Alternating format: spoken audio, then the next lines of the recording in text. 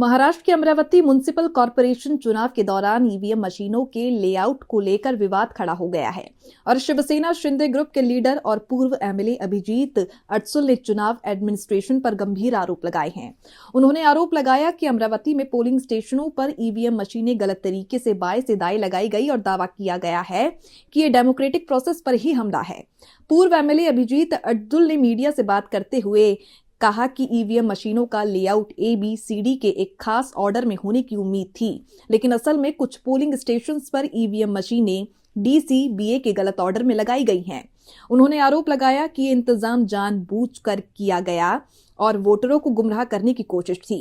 अमरावती में लोकतंत्र की मौजूदा हत्या की कड़ी आलोचना करते हुए अटसुल ने डिस्ट्रिक्ट कलेक्टर ऑफिस से लेकर चुनाव प्रक्रिया में शामिल सभी अधिकारियों और कर्मचारियों पर लापरवाही और भेदभाव का आरोप लगाया।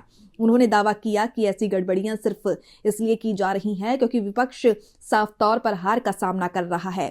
अटसुल ने मांग की है कि प्रशासन इस पूरे मुद्दे पर तुरंत संज्ञान ले, ईवीएम मशीनों को ठीक से अरेंज करे और चुनाव प्रक्रिया को ट्रांसपेरेंट रखे। उन्होंने इस मामले को लेकर चुनाव आयोग में शिकायत की भी चेतावनी दी है।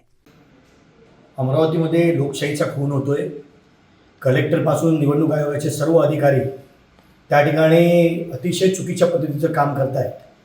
आज आपण हिंदुस्थानामध्ये राहतो आणि खास करून आपली शिक्षणाची सुरुवात आपण वाचायला सुरुवात डावीकडून उजवीकडे करतो।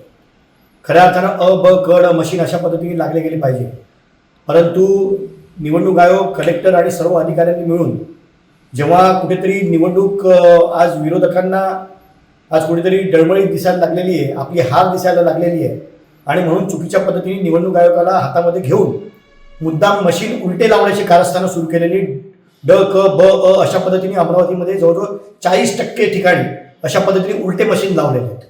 या ठिकाणी मी जनतेला सुद्धा विनंती करतो, आपणही मशीन बघून मतदान करावं, परंतु या ठिकाणी लोकशाहीचा हा खून होतोय हे सांगावंसं वाटतं।